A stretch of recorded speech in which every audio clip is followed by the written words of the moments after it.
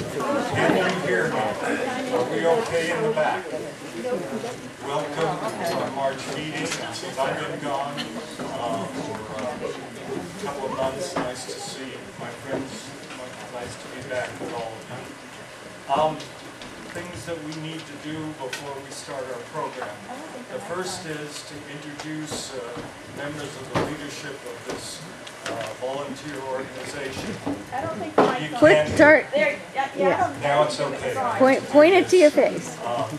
Okay, let's get going. I'm Mike Ehrman. I'm president of this group. Helen Wilson, vice president. Betty Connolly, vice president.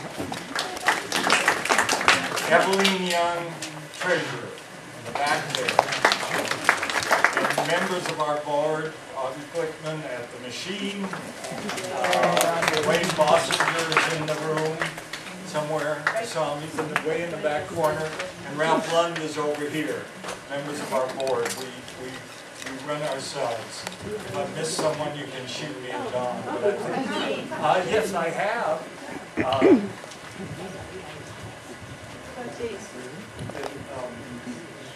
I've had a senior moment about one of my board members. Gene, Dr. Gene Beanstalk. Pardon me. I've been driving along the last few days. That's my only excuse. No. Okay. So that's our board. We are a membership organization, and we just finishing up at the end of March our membership drive for this year. We've had a spectacular renewal rate. There may be still some of you who have not renewed. A few people told me they might be renewing tonight, so we can wrap this up. You'll be getting your newsletters till the end of the month. We always welcome new members, and we've got some tonight, and we're happy with that. We do sell books in the back. The most important thing I think I need to talk about tonight is we've got 2 walking tours coming up. We have a walking tour of the Hill District, which will be in early April. We've got brochures. It will be a walking tour. There'll be some hills. It will be run by the Hill House Association, and our wonderful speaker from last October, who was here, will be leading it. I'm sorry we can't get a bus for you. Anyone who signs up, I will be in touch with you the days before, just to make sure I can answer all of your questions of where we're meeting. We're going to have 10 to 20 people coming, so it should be a nice tour. And then in early May, we have our second in a row business district tour in the Squirrel Hill Business District. We have sign-ups for that. Our meeting list is out there tonight. Next month, we're going to have a discussion about the history of Dollar Bank. And in May, we're going to have the story of Gene Kelly. Eric Litchie from the Heinz History Center, many of you know, is going to talk about Gene Kelly and his background in the East End. In June, we have a talk on a fountain, historic fountain in Shenley Park. We try to have a variety of things. And then in July, we have the Squirrel Hill Poetry Workshop, talking about their history, it's a young history, and then reading poems. We like to have a nice variety of things that we do. People have pointed out to me the schedule has a mistake. In October, it says October 8th. That's Yom Kippur. It's actually October 15th. We'll get that corrected. The meeting room and the speaker know that it's on the 15th, so we're not asking you to come on Yom Kippur to a meeting here. You have the sheets to look at the rest of it. Are there any questions before we get into our meeting tonight? Andy Quinn, our speaker, and thank you for coming. Andy is the Kennywood historian. He comes from the family that operated, he can talk about that, Kennywood for many decades. They did sell to another company, I think, a couple years ago, but Andy's stayed with him. He's now retired. He's now retired, but he had a lot of jobs which he can talk about at Kennywood. And we're very pleased to have a chance to hear from the horse's mouth people who were there during its history about Kennywood. Thank you for coming. Thank you, Michael. My name is Andy Quinn, and I did work for Kenny. I actually still do. I'm a very expensive consultant now. They hate when I do these things because it costs them a lot of money, and the meter's running now. That being said, what you're going to see is a pictorial slide history of Kennywood tonight. But before we get to that, let me. I was asked twice when I came in on the ownership, and I'll give you that real quickly. My family did have an ownership position. There were two families from 1906. Prior to that, Andrew Mellon owned it. You'll hear that again tonight.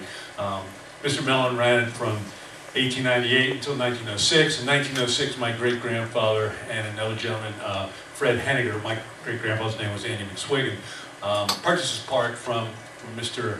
Mellon, and our families ran it for 102 years. In 2008, we were approached by an international company. Now, everybody thinks it was a Spanish company. It really wasn't.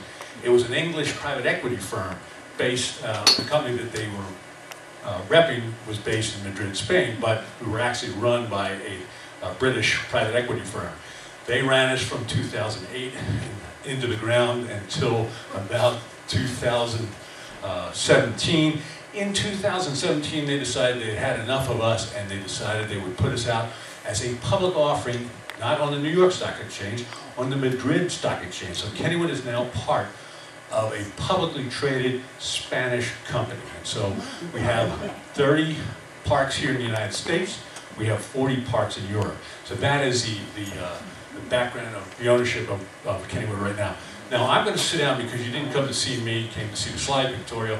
By the way, when I do these in school now and I bring this carousel out, kids today have never ever seen that. And I just tell them it's the latest in technology and in all of it. So it's very interesting, but that thing has about the same lineage. I started in 1972. I think it did also. That being said, let me turn it on.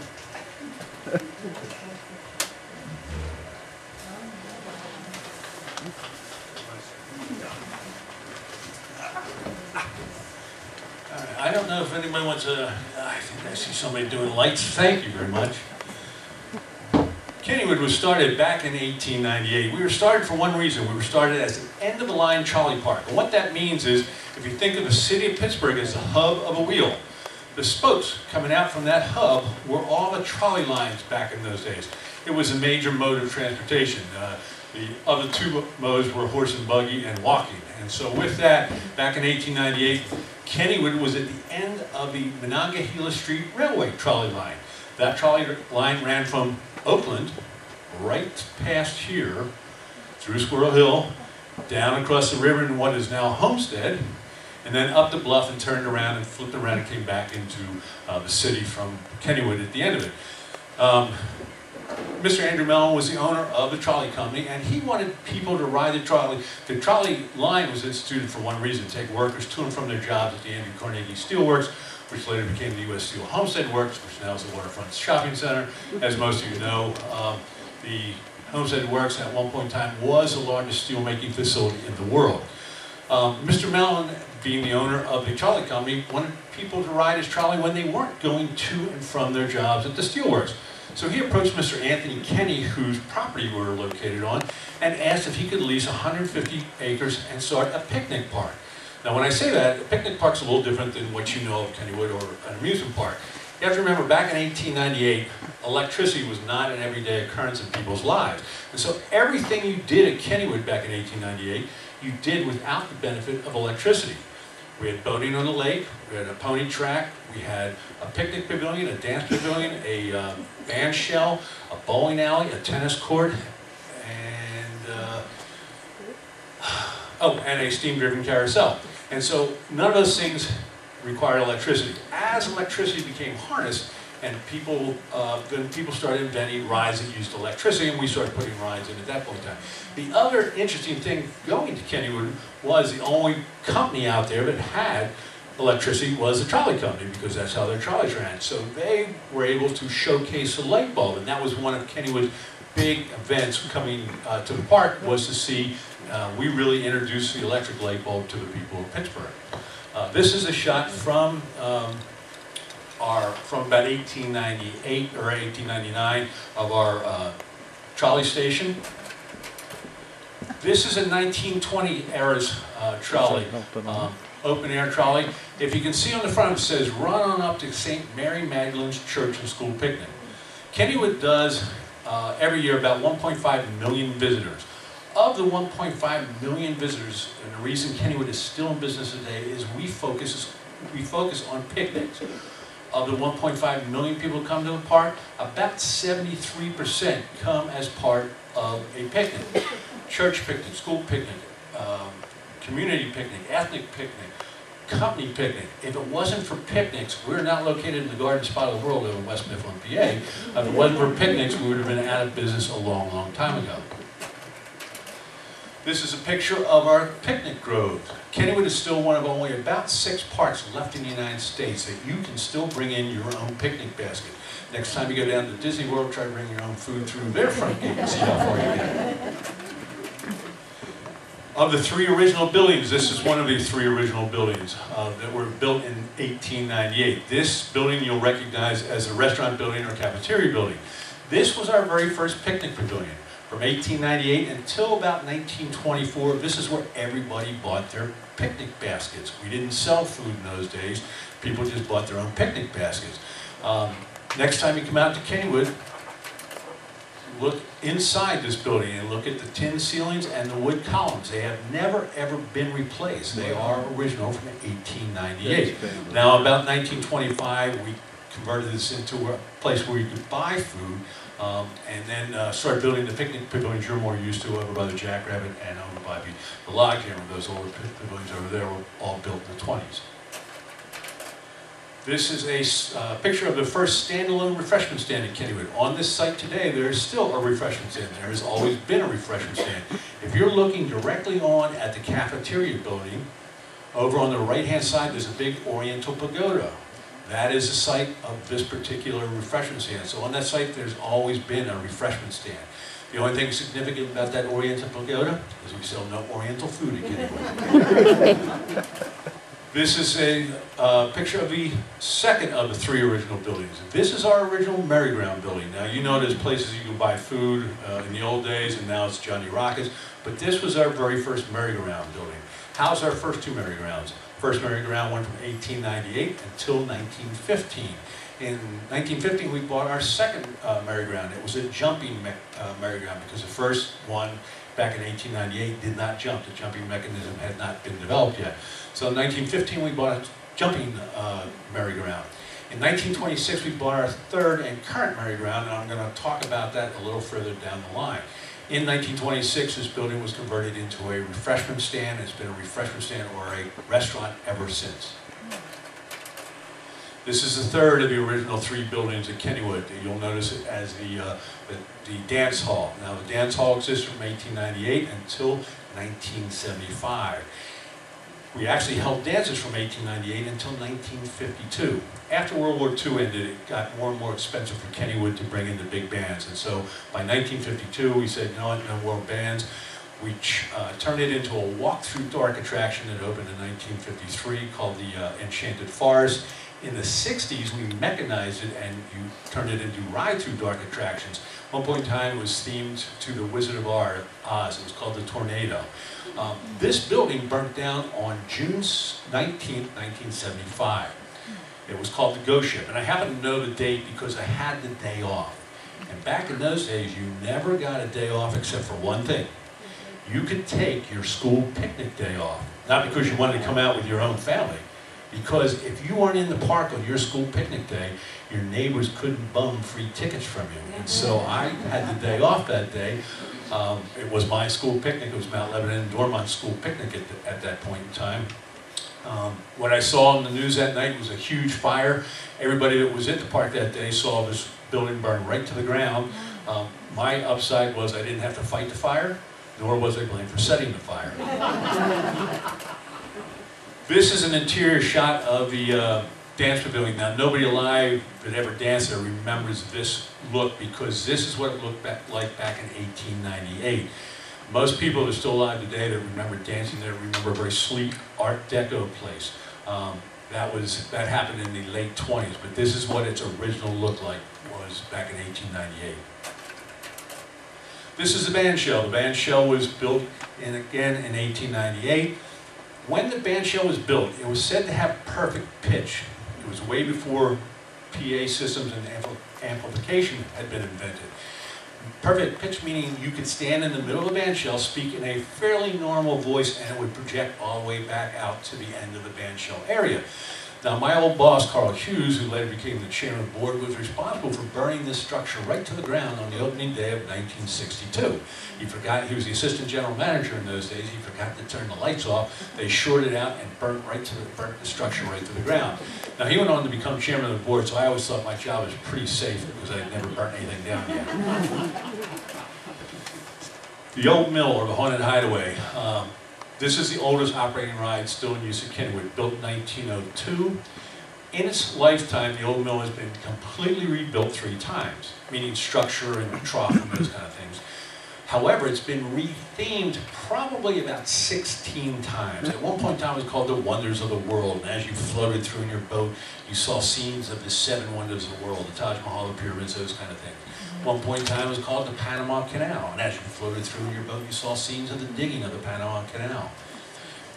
At no point in time has this ride ever been called what it is in actuality, and that is our Tunnel of Love. So if you were in there to look at the scenes, you were in there for all the wrong reasons. Now, the paddle wheel is, in fact, the thing that makes the paddle wheel on the front, if you remember this ride, is actually the thing. It's not just for show. It's the thing that moves the water. You have to remember back in 1902, underwater pumps like we have on the Raging Rapids and those kind of things didn't exist. So when you get on this ride, if you remember, you meander through and you hit a tunnel, and you go up over what we call the rolls. You're going from the lowest point of the ride to the highest point. It's only about 4 feet difference, but once you splash over, that paddle wheel is pushing water around. You're going downhill from there on out. So water and gravity are the things that make this ride move. In our history at Kennywood, we have had 18 different roller coasters. Currently on the property we have 8, soon to be 9. Of that, we have torn down, obviously, about 10 different roller coasters. This coaster here was our first racing roller coaster, built in about 1906-ish. It was over by where present-day Kittyland is located. It was torn down in 1925 when we started building the new coaster, the new racing coaster, over by its spot, but not in the same spot.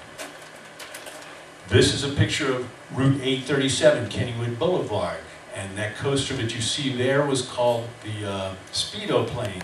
It was torn down in 1924 because that whole area that you see there later became our swimming pool in 1925, and now is where Lost Kennywood is. So that coaster was right up against the highway there. So as I said, we've torn down a bunch of them. This is a midway shot looking from the tunnel entrance. If you were walking into the park today, everybody comes through the tunnel. This is looking from the tunnel entrance up towards the Penny Arcade. The Penny Arcade is a building up at the top of the photo with the arched doorways. The only thing significant about the Penny Arcade is there's nothing in there for a penny anymore. I have no idea why this stuck and what it was. At any rate, the Jackrabbit. The Jackrabbit is the oldest of our existing roller coasters, built in 1920 for the cost of $50,000.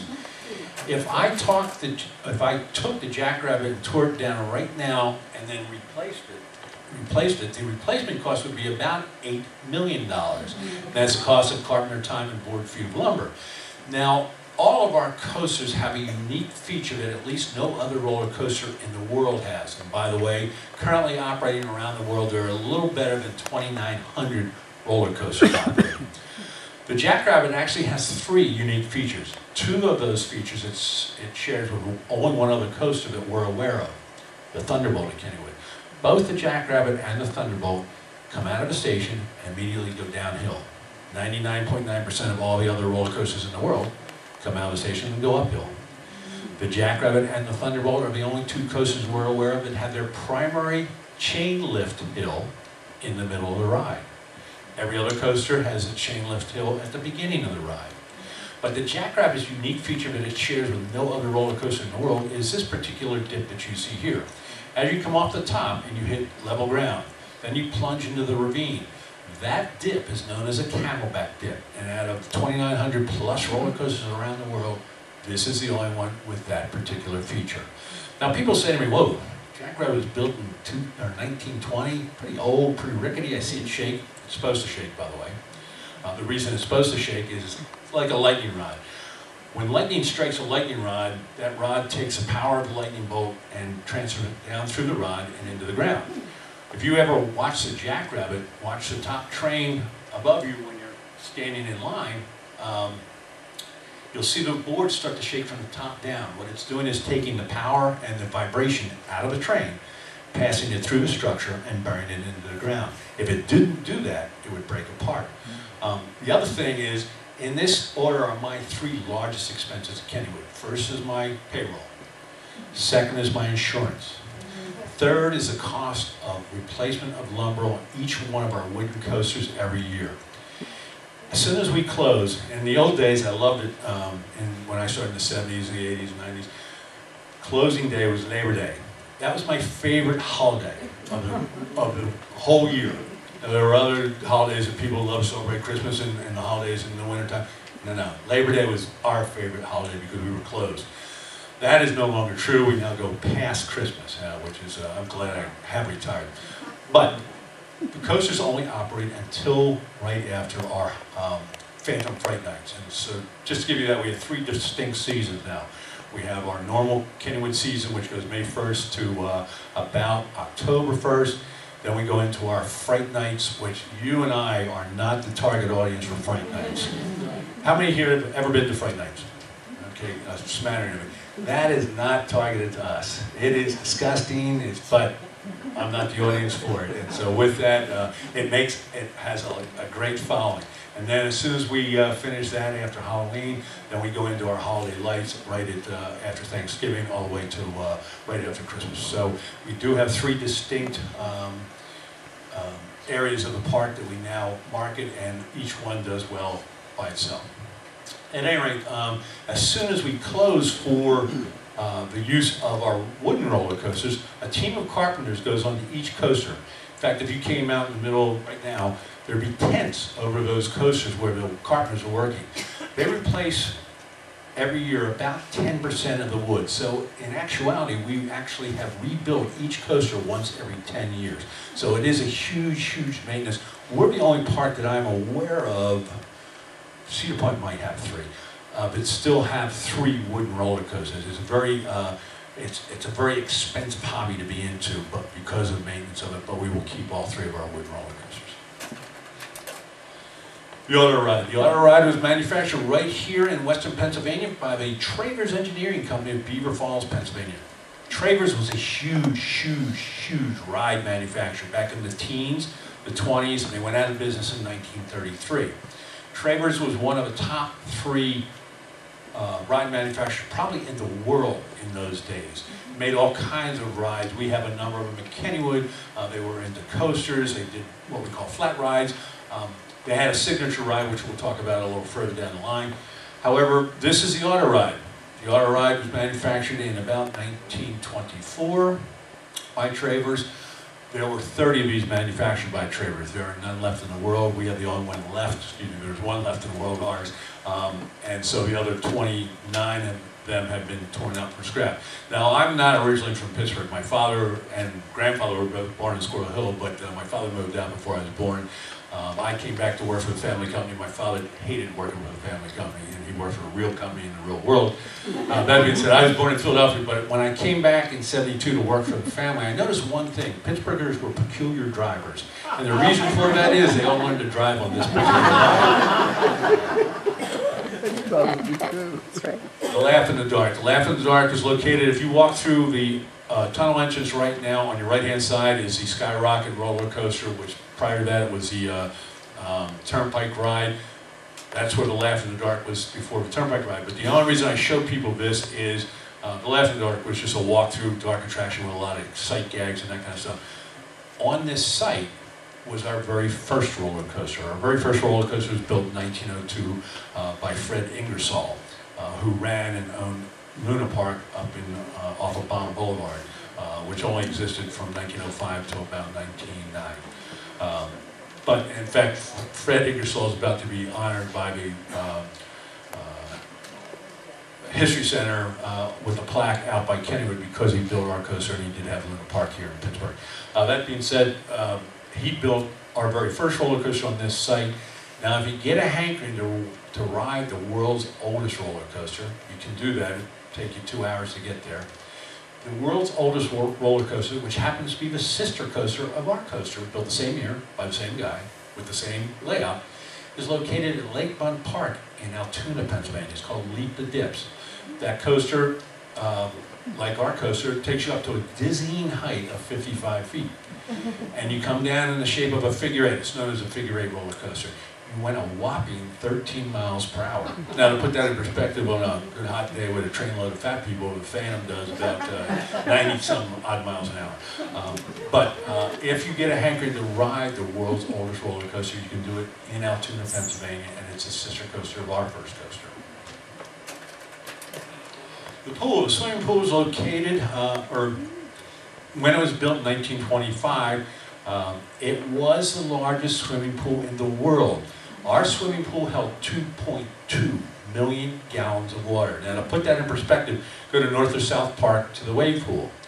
Those wave pools, which are gigantic, only hold 750,000 gallons. So it was 3 times the size of a modern day wave pool. Now, people always say to me, you got rid of the pool because of desegregation.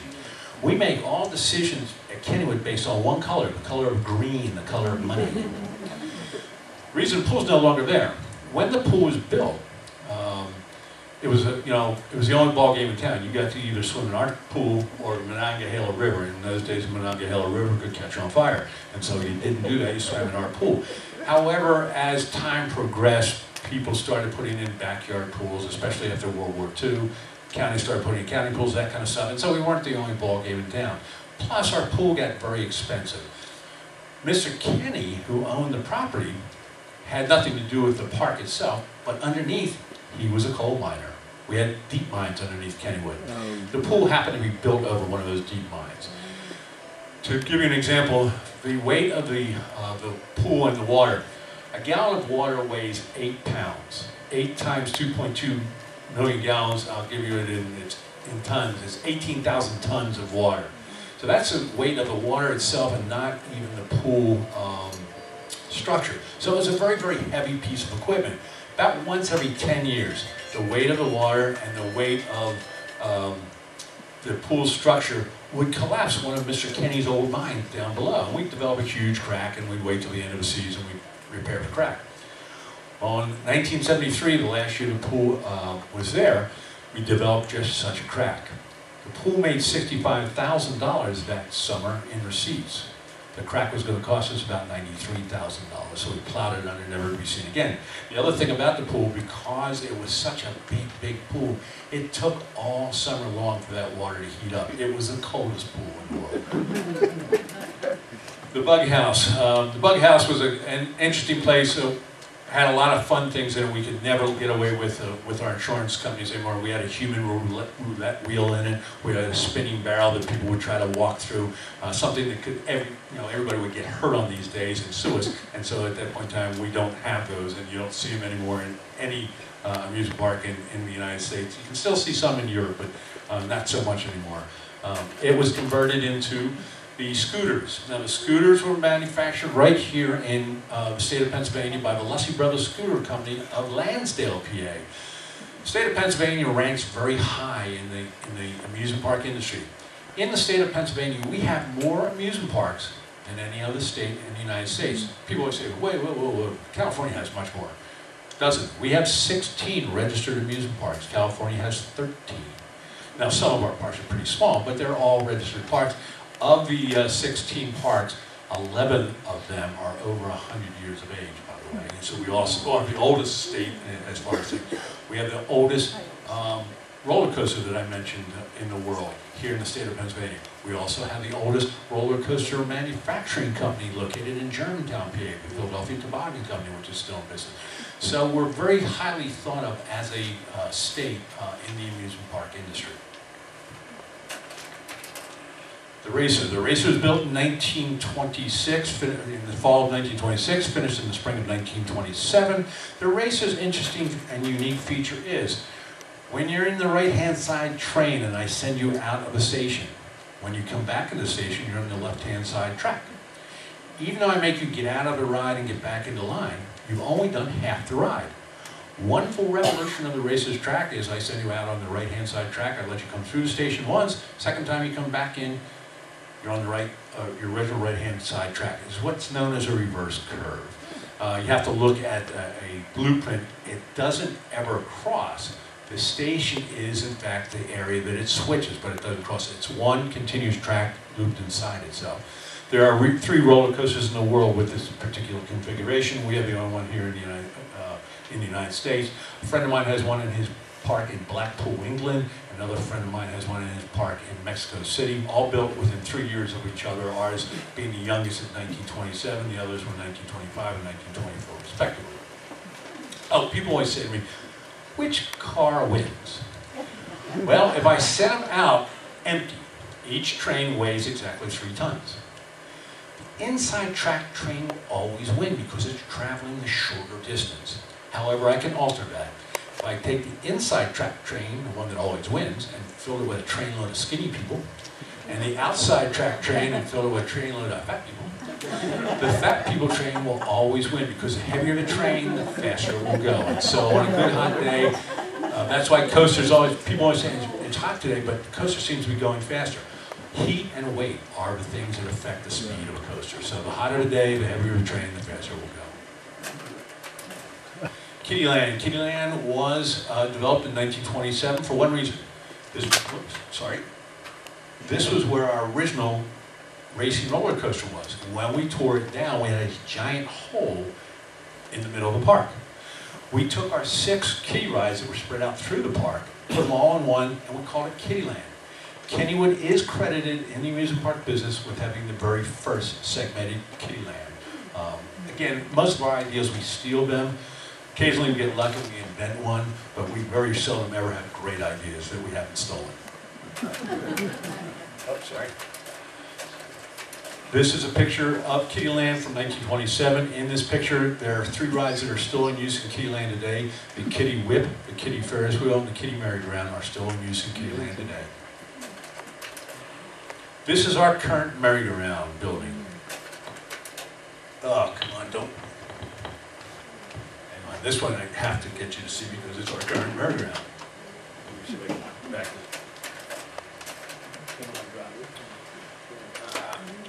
Well, that's stuck, but I'll go to the next one.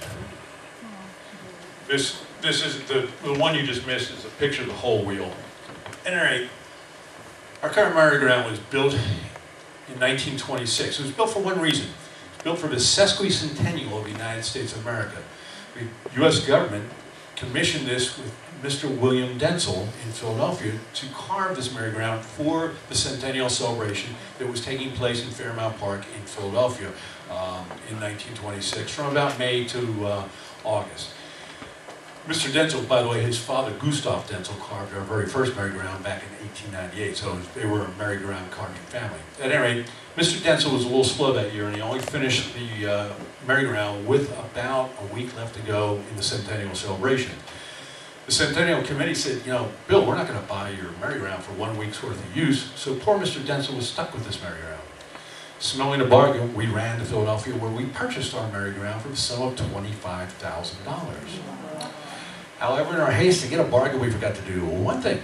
We forgot to measure how big this merry-go-round was going to be. And when we got it back to Pittsburgh to install it in our original merry-go-round building that we saw earlier, we found out to our dismay it was too big. So for an additional $15,000, we built the first steel structure that houses this current merry-go-round. Now, as I told you, we spent $25,000. If I took Mr. Dentzel line, there are 66 animals on our merry-go-round. 2 of them are not horses, the Dentzel line and the Dentzel tiger on the other side. If I took Mr. Denzel Lyon over here and took him off and put him on eBay right now, he would fetch in excess of $250,000 all by himself. He and the Tiger have replacement values of in excess of $250,000 each. The outside stationary horses, they're the more ornately carved ones, all have values in excess of $100,000 apiece. The inside jumpers, there are 4 different types of jumpers, all have values in excess of $50,000 apiece. The entire wheel, for replacement purposes, has a value for, again, for replacement purposes of about $5 million. So it's one of those things I always laugh at when we used to have the straps on them and kids would beat those horses. They were beating something that cost more than their house. Landmarks. You're in a historical group. I guess you will get this. Landmarks. As you can see, our carousel is a landmark established by the Pittsburgh History and Landmarks Foundation. We have a number of different things in the park itself. They're all have plaques from the Pittsburgh History and Landmarks Foundation. In the United States, there are 3 types of landmarks you can be. Every city, every town, Squirrel Hill has their own historical society. I don't know if you guys give out plaques or not, but every city, every town, they all have historical societies or landmark societies, that kind of stuff. And you go around town, you go around Pittsburgh, and you see different plaques on different churches, usually given out by the local historical association or landmarks foundation. Across the United States, there are hundreds of thousands of local landmarks, kind of like having your bachelor's degree from college. Next level up is being on the National Register of Historic Places. Across the United States, there are about 93,000 things on the National Register. It's like having your master's degree from college. Having your PhD is being a United States national landmark. There are only 2,200 U.S. national landmarks across the United States, and Kennywood is one of those. There are only 11 in Allegheny County. Because I happen to know them all, I will tell you what they are. In case you hear somebody say, well, Phipps Conservancy is a U.S. national landmark, you can correct them and say, no, it's the next level down. In this order are the 11 U.S. national landmarks. The Point, where the Monongahela and the Allegheny form the Ohio, that landmass is a geographic landmass. That landmass was the gateway to the West long before anybody ever discovered St. Louis. The second is the Neville House in Heidelberg, the site of whiskey rebellion, the first tax revolt of the United States. The third oldest is the county courthouse and jail for building architecture. The fourth oldest is the Smithfield Street Bridge for bridge architecture. We were the fifth. Oakmont Country Club for its significance to the golf history of the United States was the sixth. The seventh was the Bose Building on 8th Avenue down in Homestead for its significance to the Union history of the United States. What am I up to? 8th? 9th? Or 8th? 8th is Emmanuel Episcopal Church over on the north side for building architecture. The 9th was Chatham Village up on Mount Washington, the first planned neighborhood of the United States. The 10th was the Cary Furnace over in Rankin for significance to the industrial history of the United States. And the 11th and most recent is the Braddock Free Library in Braddock, the first free library in the United States. So it's not one of those 11. It is not a United States national landmark. End of the landmark. Whoops, jump over my thanks. End of the landmark lesson. In our history, we've had 4 different kiddie coasters. This is a teddy bear coaster. This was the second of our 4. We had the Little Dipper, and then we had the Little Phantom. I was doing this talk about 25 years ago, and a lady came up afterwards and said, Miss Quinn, could I get a copy of that picture? And I said, certainly, why? She said, that's my sister and myself in the front seat. The Turtle Ride. The Turtle Ride was manufactured, again, right here in Western Pennsylvania by the Travers Engineering Company of Beaver Falls, Pennsylvania. This was Travers' signature ride. Every good amusement park in the world had a turtle ride back in the teens and the 20s. All good ones, all big amusement parks had a turtle ride. So it was their signature one. In Travers' history, and by the way, their books are still up in the Beaver County Historical Society, and some other people have gone through them. I didn't do this, I just stole the data from them. Travers built 550 of these rides. There are only 2 left in the world. We have one, and Conneaut Lake Park has the other one. So the other 548 have all been torn down. But this was Travers' signature ride. And I have no idea what I gotta get new slides. These guys are starting to stick. Okay, this again is another Travers ride. This was the Circle Swings ride. We actually own a set of these. They're in a bar. They're in a storage area. We keep thinking of redoing it, but I've always wanted to redo it, but I don't have any ownership anymore. So they tell me go pound salt, and so we don't do it anymore. The train, we just went under. This train actually just went under a $10 million renovation last year. We took the train and the area surrounding it, if you haven't been out to Kennywood, and called it Thomastown. We stuck $10 million in for, it's all kiddie oriented, but we put in 5 new rides. We converted the train now. This train is still underneath the Thomas train, so it's still there. But this train was originally called the Gimbels Fire. It was manufactured for the Gimbels department store for the 1938 World's Fair. Gimbels actually ran this train through the lobby of their store from 1938 until 1945. Finally, in 1945, they said, you know what, let's get rid of the train. We needed a new train. We bought it from Gimbels in 1945. It is called the Gimbels Fire. It is still a Kennywood. It's just disguised. It is now Thomas the train.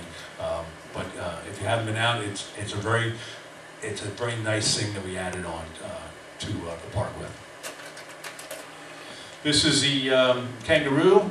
The Kangaroo, there's only one of these left. There were only 2 of them made. The guy went broke after his second one. And so we again have a lot of one-of-a-kind and two-of-a-kind rides, but it's a fun ride. And because we have Kenny the Kangaroo as our mascot, this kind of made sense to be called the Kangaroo. It actually is called, its manufacturer's name is a Flying Scooter, and I have no idea why.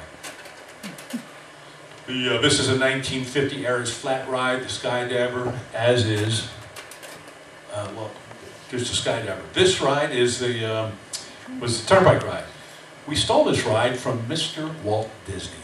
Mr. Disney actually had this ride not manufactured for one of his parks, but for the 1964 World's Fair in New York City. I actually rode this ride in 1964 in New York City at the World's Fair. But the reason I keep this slide in there, this is where my career started at Kennywood in 1972 while I was in college. I worked on this ride. I worked on it for about 2 years. It was a favorite ride. Now, if you remember this ride, you got in the car, you stepped on the gas, and it went. And then you let up off the gas, and it stopped. That was a patented application of starting and stopping. Now, what was a lot of fun back in 1966 was being on that top bridge there, being the first car, and stopping, and having the second car slam into you. And everybody would laugh uproariously.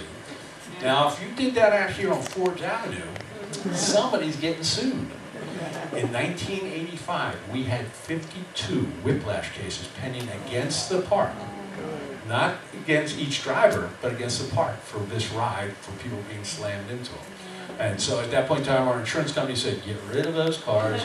We put in an electric one, and the ride became a dog at that point in time. And so at that point in time, we limped along and then finally built a roller coaster on the spot. But it was a fun ride to work on. The Thunderbolt. The Thunderbolt was originally built in 1924. It was called the Pippin roller coaster. It was a dumb name for a coaster. I have no idea who named it because Pippin means apple. Why would you call it coaster? Somebody else's problem. The Thunderbolt's claim to fame is in 1967, our chief engineer added onto the Pippin all of his superstructure you see right here. So dramatically, now the Pippin ride still exists. The part of the Thunderbolt that is down in the ravine is the old Pippin ride. It's not been altered or taken out. It's still there. We added this on. It so dramatically changed the nature of the ride that we changed the ride's name from the Pippin to the Thunderbolt. In 1974, a gentleman, he was a professor at Syracuse University, ran around the world. I hope he ran around the world because he ranked the world's best roller coasters. He ran around the world and ranked roller coasters. And lo and behold, the New York Times published his article. And he said that Kennywood's Thunderbolt was the king of the coasters. He had a list of the top 10 coasters, Kennywood being the first, and he called it the king of the coasters. Now, at that point in time, I was working at the park, and friends of mine from other parks, marketing directors from other parks, called to say, because not only did the New York Times publish that article, but because it was a summertime seasonal article, all the rest of the major papers in the country published the top 10 list of roller coasters in the world. And marketing directors from other parks started to call to say, hey, congratulations. By the way, what kind of criteria did they use to rank you guys number one? And I said, I don't know and I don't care because we're number one and you're not. What happened though was the second golden age of the roller coaster started. Every good park wanted to have the number one best roller coaster in the world. Back in the first golden age of the roller coaster, back in the 1920s, there were about 2,100 roller coasters operating worldwide. That dropped all the way down into the 1970s till about 700 roller coasters operating worldwide. After 1974, after the rankings came out, from that point in time till now, another 2,200 additional roller coasters have been built. So the Thunderbolt being named the world's best roller coaster was the catalyst and the start for the second golden age of the roller coaster. That being said, the Thunderbolt's unique feature that no other coaster in the world has is its longest hill is its last hill. As you come back down into the ravine and come up into the station, that's the longest hill. No other roller coaster in the world has its longest hill as its last hill. The Ferris Wheel. The Ferris Wheel, we do not currently have a Ferris Wheel. Again, something I've fought for to put back into Kennywood, but again, I'm retired, they say go away kid. So we don't have a Ferris Wheel currently, but the reason I leave this in here is because Pittsburghers are under the misinformation that the Ferris Wheel was invented here in Pittsburgh. It was not.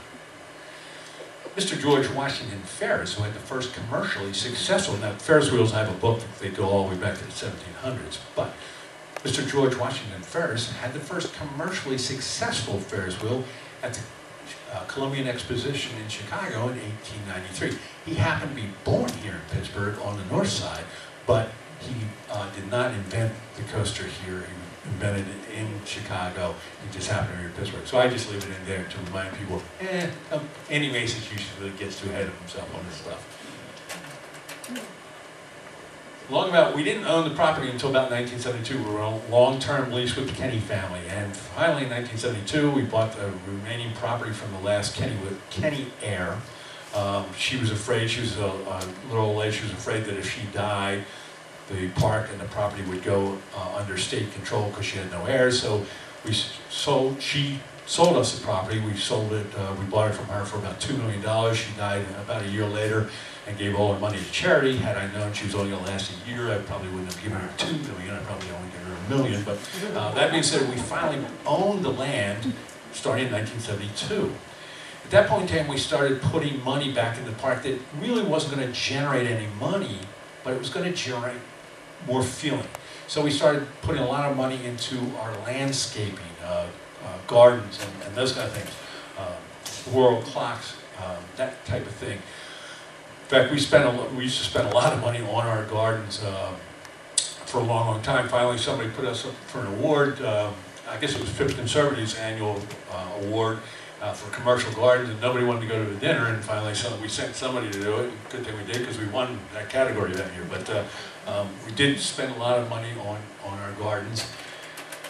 We also recognize not everybody coming to the park these days is going to ride from the moment they get there to the moment they leave. And so you can come into the park right now, not touch a ride, and be entertained for about 10 hours between all the shows that we currently have. The only reason I leave this in, this is the circus acts. There are very few of these left anymore because there's very little call for people to get shot out of cannons anymore, and so those things are kind of dying off as we see. You know, I worked in my family business, but the guys getting shot out of cannons, they didn't want to take up what their father was doing. These are 1970 era's flat rides. This is the Enterprise, the pirate ship. These rides are what are known in our business as puke rides. They will in fact make you throw up. The reason for that is they usually involve more than one motion. They usually involve spinning and then going upside down. What happens with that is you have fluid in your inner ear. And when you stand up, that fluid sloshes around and says, hey, to the brain, it says, hey, the body's standing up, send strength to the legs. Well, on these rides, that fluid sloshes around and goes a couple different ways. The brain doesn't know how to interpret it, and it sends that nasty feeling to your stomach, and you may or may not throw up, but that's why they're known as puke rides. The log jammer. The log jammer is no more at Kennywood. You know, everybody goes, my son, who is the director of ride maintenance right now at Kennywood, couldn't wait to take the bulldozer to this ride. When this was put in 1975, it took one mechanic to do this ride. By the time we tore it down a year and a half ago, we had 4 mechanics working daily on this ride. It was a very costly ride because of fiberglassing and pumps and all the rest of the stuff. So we couldn't wait to get rid of this ride. But I always tell people change is difficult, change in Pittsburgh is nearly impossible. But the logjammer significance to Kennywood is it was the first ride that we ever spent more than $1 million to put in. In 1975, we spent $1.2 million to put this ride in, and it really put Kennywood on the map as a major park player versus the next level down. 1980, we put in the Laser Loop. The Laser Loop was a real cool coaster. If you remember it, you were in the station, you got shot out, went through the loop, went way up, and then came back, did it backwards. There were 6 laser loops made. There are only 2 left in the world. Ours is one of the 2 left, and I'll explain where it is. But the reason they were torn down is they were a little too sophisticated and had a lot of downtime. If you remember, if you came out to the park, the chances of a laser loop working that day was maybe 45 to 50% no. And so with that, after about 10 years of babysitting it, we finally decided we're going to tear it down. A friend of mine called me and said, Andy, I understand you're going to scrap the laser loop. How much you getting for scrap? And I said, about $100,000. He said, I'll pay you $250,000 if you take it down piece by piece and pack it up. And I told him he couldn't sell it in the United States. I didn't want any second-party liability. So we took it down, packed it up in an overseas crate.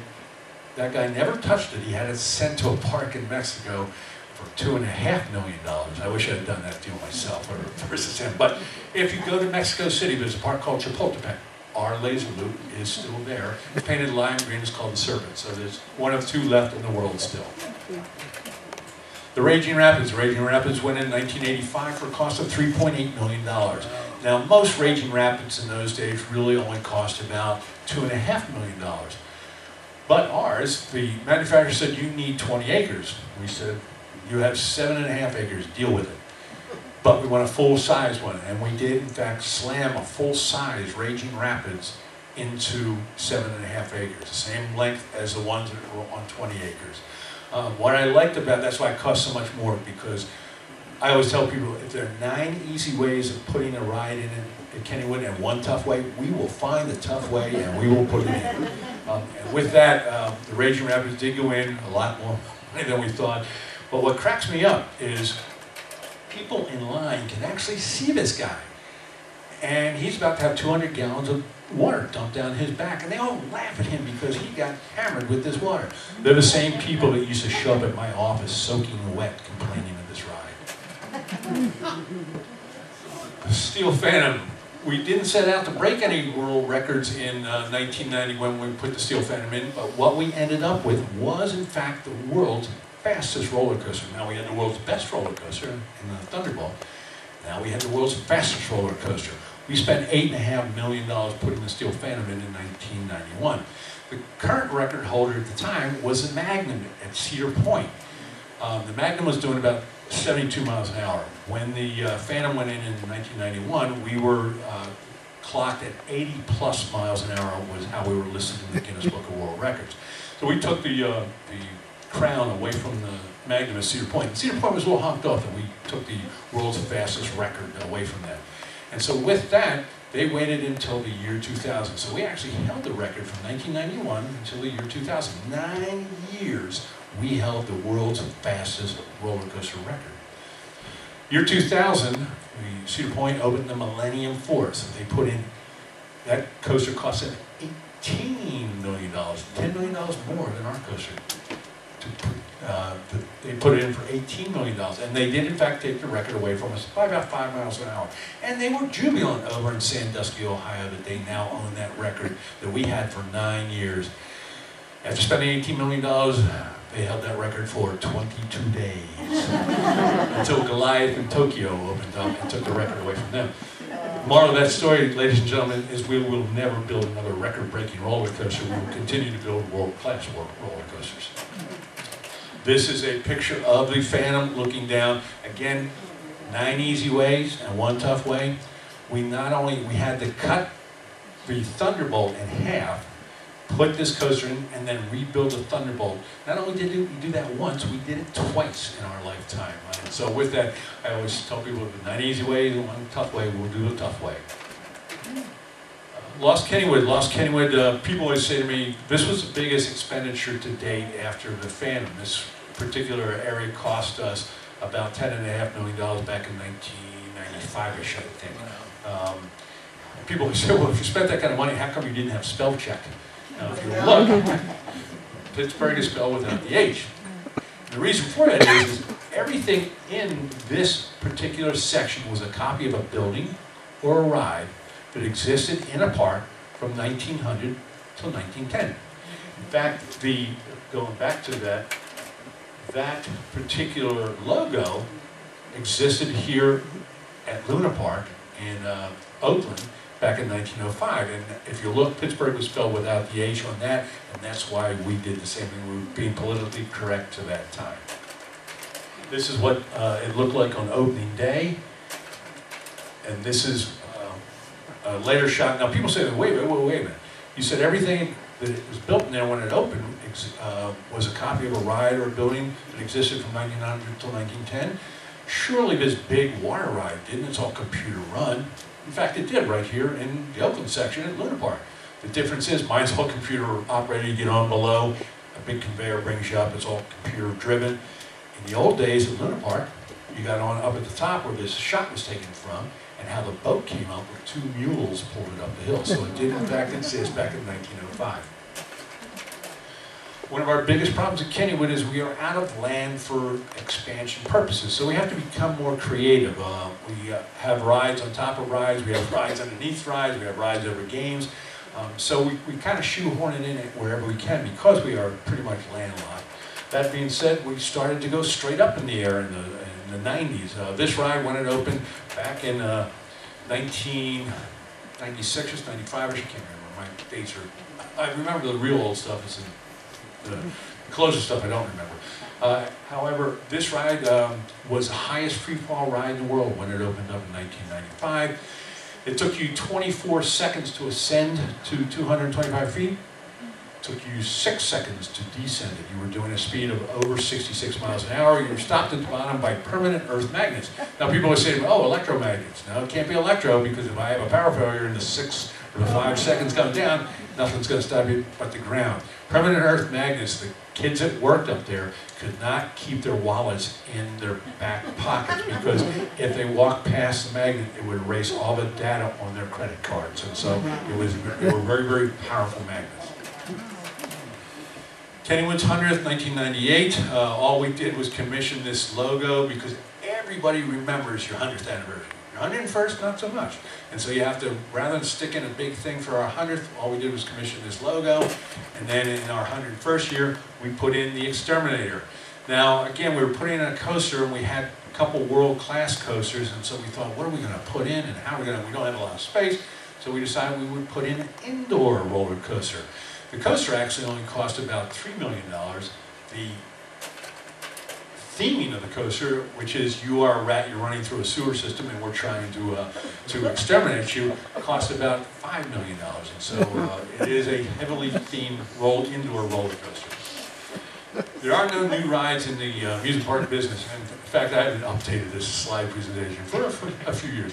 There are no new rides in the amusement park business. There are old rides on steroids. The Aero 360, if you have ever been to Kennywood, that's a big ride that has the 2 Kennywood arrows and you go upside down. The original Aero 360, or the predecessor of the Aero 360, were the Lupo planes. The Lupo planes sat 4 people per car, you went upside down 20 feet in the air. The Aero 360 is nothing more than an old Lupo plane, except it goes, it seats 28 people per car and goes upside down 85 feet in the air. So again, there's no real new rides in the amusement park business. There are old rides on steroids. The Phantom's Revenge. One of the things we discovered back in 1991 when we opened up the world's fastest roller coaster is we also had the world's roughest roller coaster. If you remember back in 1991 when this coaster opened, the wait was 2.5 hours to get on. 1992, about 45 minutes. 1993 was about 15 minutes. 1994, there were only 16-year-old knucklehead boys riding this coaster because they were too dumb to know they were getting pounded. that point in time, we knew we had a big problem. And so in 2002, we decided we tore down 2/3 of the original steel fan, took out all the inversion, because one of the things we didn't know back in 1991 was polls say that 50% of the riders that ride roller coasters hate to go upside down. And we built a coaster that immediately alienated 50% of the ridership because it had 4 loops on it. At that point in time, when we reprofiled it in the year 2002, we decided not to put any loops in. And technology, and I'll talk about it, technology has changed from 1991 until this day and age, and the loops have gotten a lot easier. But we decided, we reprofiled, it became a better coaster, and we renamed it the Phantom's Revenge, and it also picked up a couple miles per hour, although it is not the world's fastest anymore, but no big deal. And this is Kenny Kangaroo, hoping to see everybody at Kennywood sometime this upcoming season for our 121st season. And this point in time is when I open it up to anybody have any questions?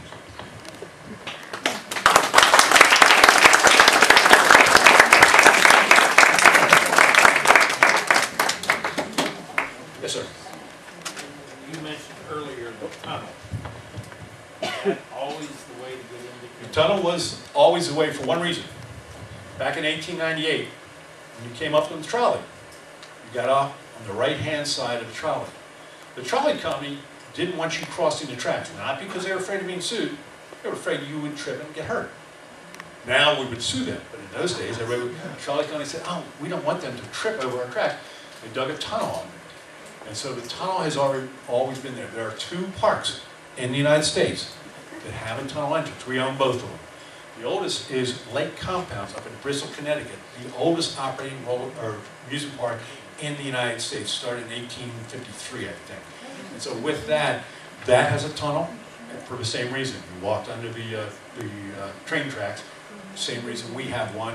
And we just kept growing the tunnel. The trolley actually stopped in 1958. And we went, but by that point in time, we had a highway there, and we still had the tunnel, and the tunnel kept getting bigger because the highway got bigger. But yes, that is the reason why it was the trolley company, and we've always had it. Yes, ma'am. What's Kennywood's secret in terms of maintenance? Because you have a lot of original rides, and then you have like either the last one or the last 1 or 2 rides. And why doesn't anybody else have them and you do? Andy, could you repeat the question? Okay, the question was, why does Kennywood still have some old rides that a lot of other parks don't have? A couple reasons. We were too cheap to get rid of them. I always tell people there's 2 ways you can become a United States National Landmark. You can be historically preservation-minded, or you can be cheap. We were cheap. But that being said, they were good rides. They were easy to work on. In actuality, a new ride versus an old ride, I'll take an old ride any day. A lot easier to work on. They very seldom have any downtime. The newer the ride, the more headaches it brings. The more computerized the ride, just a nightmare. But that's the only way you can buy them. Some of the parts, though, get a little tricky. We either make them ourselves, or there's a place over in Braddock that does it for us. They have the sand molds for some of the stuff that we still use. And so with that, we can still get parts for it. And we like being have that mixture of old and new. That's kind of what makes us set apart from the rest of the world. What was the story on Noah's Ark? Noah's Ark. That's one of the things that was stuck. One of the flat slides was stuck. Noah's Ark was built in 1936. There were actually 28 of them. We had the last one, 1936. Noah's Ark is a walk-through dark attraction. Again, we have the only one left in the world. The other 27 have been torn down. Now, if you remember your Pittsburgh history, 1936 was the year of great flood of downtown Pittsburgh. Had I been the marketing director, I would have said, yes, we knew the flood was coming, that's why we built the Ark. But I can show Noah's Ark's picture to anybody in our industry, and they will immediately say, oh, that's Kennywood's Noah's Ark. So that's how much of an iconic ride it is for us. And again, it's been rebuilt at least twice. My great uncle carved the heads that were up in the, he was an art professor at Florida State University of all places, but he used to come up in the summertime and work for his brother-in-law who ran the park at the time, and he carved those heads. I actually have the old hippo head in my collection at home, but So it is a very iconic ride for Kennywood. Yes, ma'am. One thing I remember that they had a sort of, the train that you showed that didn't quite look like the Thomas the Tank. They had a locomotive type train that ran along the river. It was called Braddock's Defeat. That's still the same train. We actually made it all stainless steel. What you saw was the original way we bought it. Then we had the Art Deco locomotive made into all stainless steel, as were all the cars made into all stainless steel. And that was probably in the 60s. That ride has been re-themed. At one point in time it was called Braddock's Defeat. Yeah. If you remember, we had a little bullet hole where the red said that was one of the bullets from George Washington's musket. We lied. But actually, George Washington did bunk on our property. And if you go to the park, there's a plaque, and it is because there was a clean natural spring where the Jackrabbit ravine is. That spring is there, still there today. Colonel Washington, who was 23 years old in those days, knew that spring was there. They stopped to water their horses and men, got up the next day, went into Braddock where they got their butts kicked. Right. And, but that's why we have a statue of George Washington, because George Washington actually slept there.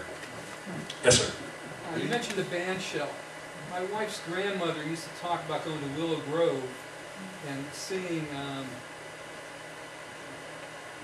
Sousa play. John Philip Sousa. John Yeah. Philip Sousa, Yeah. yeah. Can you say some of the acts, some of the bands that were at the band shell? Well, at the dance pavilion versus the band show. Dance pavilion, we had all the big dance bands back in the 20s, 30s, and 40s. I don't know them all because I started with the Beatles. But you're older than me, Bill. Tommy Dorsey, all those guys were, and then the acts on the band shell themselves. We used to have the Three Stooges. We had the Lone Ranger. We had a lot of those kind of things come in, celebrity acts, and so Howdy Doody. Yes. The Raging Rapids, is that still up or was that torn down? No, the Raging Rapids is still there. It was a log jammer we tore down. Oh, okay. Yeah. Yes, sir. I was wondering, the projection for this year, for this new line, how many people are you projected to come to the park this year? Okay, the question was, how many people are we predicting to come? In the old days when I was the marketing director, the rule of thumb was if you put a new coaster in, you better do about 200,000 additional bodies. Now let me explain something real quickly. When we were owned by the private equity firm, we put no capital into the joint. If you know anything about business, private equity firms drag money out of the company until they can't drag anymore, then they sell it. So we, from 2008 until 2016, 17, didn't have any money put in. They put in one year, they put in about $6 million, but that spanned over 8 years, that was it. The new company, when we went public in Madrid, last year they put in $10 million for Thomastown.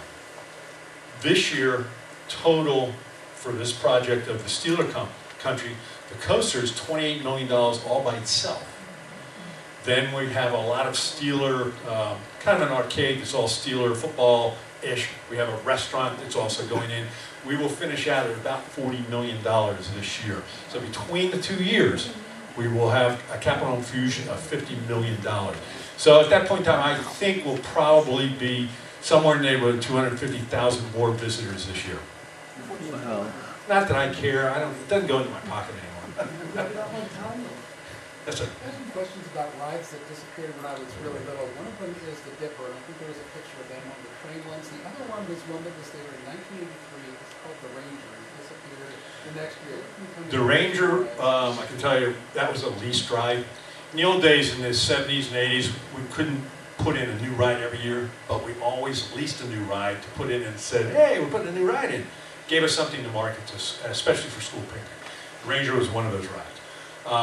The Little Dipper kind of went the way of, we decided the Raging Rapids was what we were putting in, and that ate the Dipper's spot.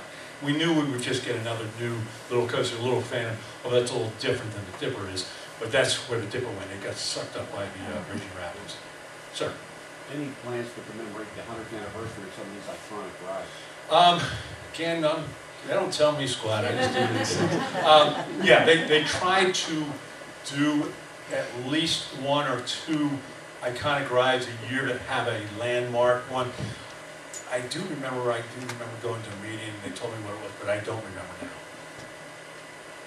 Anybody else? Yes, ma'am. So where does the Thunderbolt rank right now in terms of roller coasters? For About wooden 19, roller coasters. maybe about year 2008 or something. The Discovery Channel ran around the world and ranked roller coasters. Lo and behold, the Thunderbolt ranked #1 on their survey. In actuality, there's probably 60 surveys. I only quote the ones we're #1 on. But the Thunderbolt is usually in the top 15 on every survey. The interesting thing is the other 14 on every survey are all modern day coasters. They were all built from 1974 on. So it's always the oldest coaster on but it's always usually in the top 15 worldwide. Sir? Say, having the great Allegheny Passage go by Kennywood evokes the old trolley line section. Well, and the old, whatever that gas pipe was that they had to get down there. Yes, sir? Can you tell a little bit about the decision making to develop Sandcastle? You also have Idlewild. Actually, as a company, as a family-owned company, when we sold, we actually had 5 operations. We had Kennywood, we had Idlewild. Idlewild is the 3rd oldest operating amusement park in the United States. We had Sandcastle. We had Lake Compounds up in Bristol, New York, Bristol, Connecticut, which is the oldest operating amusement park in the United States. And then the 5th park was Storyland up in Glen, New Hampshire. We bought that in 2007, and we ended up selling in 2008. We sold all of them lock, stock, and barrel. To get back to your Sandcastle one, we no longer had a pool. Water parks were a very hot item. We didn't have any space at Kennywood. One day, the president of the company, my brother-in-law, and I went out on a boat, took a case of beer, we drank, finally said, you know what, it'd be interesting if there was a place to stop, get more beer, and go to the bathroom. And I didn't think much of it. 6 months later, the president said to me, hey, we bought part of the old Homestead Works. And I said, for what? He said, for that amusement park, or for the water park. No, but we'll have a bar. Again, we were one of the first water parks that had a bar. We had a big bar, too. That bar made so much money that we couldn't count it physically down at the park. So every Friday and Saturday night were the 2 big nights. Every Saturday morning and Sunday morning we'd have an armored car bring it from Sandcastle up to Kennywood. We didn't take credit cards in those days. But we had the counting machines up at Kennywood to count that kind of money. They didn't have it down there. It was a huge hit for a number of years. And then finally, my name was on the liquor license. I always got very nervous. Finally, we decided, okay, let's back that back. And bars are historically hot for a couple of years and they go cold.